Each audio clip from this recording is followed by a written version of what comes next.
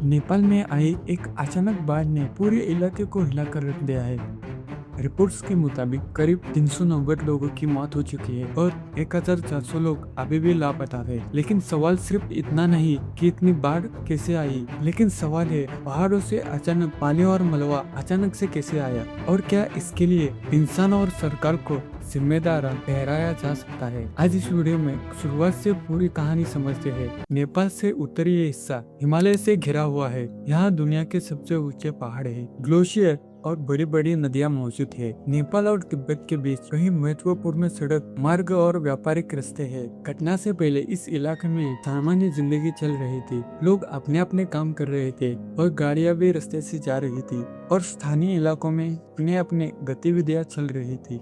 लेकिन ऊंचाई वाले पहाड़ों इलाकों में एक ऐसी प्राकृतिक घटना हुई जिसने कुछ ही समय में नीचे के लोगों को प्रभावित किया। शुरुआत में इस घटना को लेकर अलग अलग बातें सामने आई, लेकिन शुरुआती वैज्ञानिक की जांच के अनुसार ऊंचाई वाले इलाके में ग्लेशियर और चट्टानों का बड़ा हिस्सा ढह गया और इसके साथ बर्फ, पत्थर और भारी मलबा एक साथ नीचे आ गया। इससे नदी का रास्ता प्रभावित हुआ और पानी जमा होने लगा और इसके बाद प्राकृतिक अवरोध टूटा तो पानी और मलबा अचानक तेज गति से नीचे आने लगा। यही वजह है कि इस घटना को एक बेहद खतरनाक अचानक आई एक बाढ़ के रूप से देखा जा सकता है। इस आपदा को सबसे खतरनाक बनाने वाले सबसे बड़ी बात थी कि इसमें सिर्फ पानी नहीं था, पानी के साथ बर्फ, मिट्टी और बड़े पत्थर और चट्टानों का मलबा भी बहकर आया। ऐसी स्थिति में सड़कें और पुल तेजी से क्षतिग्रस्त हो सकते हैं और जब पहाड़ी हिस्से बंद हो जाते हैं तो बचाव दल के लिए प्रभावित लोगों तक पहुंचना भी मुश्किल है। इसी कारण कई इलाकों में राहत और बचाव अभियान एक बड़ी चुनौती है। अब बात करते हैं सबसे दुखद आंकड़ों की। 28 अगस्त 2026 तक सामने आई रिपोर्ट्स के अनुसार करीब 390 लोगों की मौत हो चुकी है। वहीं 1400 लोग अभी भी लापता है। इस आंकड़ों में नेपाल और तिब्बत क्षेत्र में प्रभावित लोग शामिल है। कई विदेशी नागरिक भी इस आपदा से प्रभावित हुए हैं और भारतीय नागरिकों के प्रभावित होने की जानकारी सामने आई।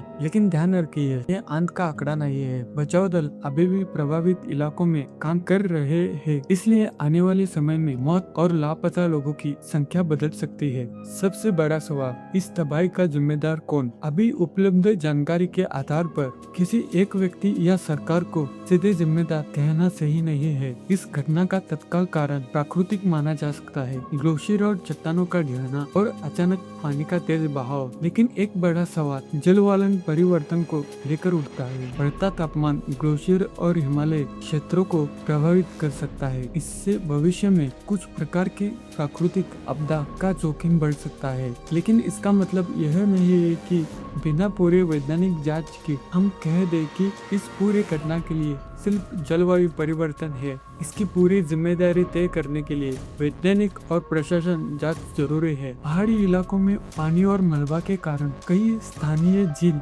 या जलाशय बन जाए तो उससे अचानक टूटने से नीचे के इलाकों में दोबारा बाढ़ आ सकती है। इसलिए बचाव दल के सामने सिर्फ लापता लोगों को ढूंढने की चुनौती नहीं है, संभावित खतरों पर भी नजर रखनी होगी।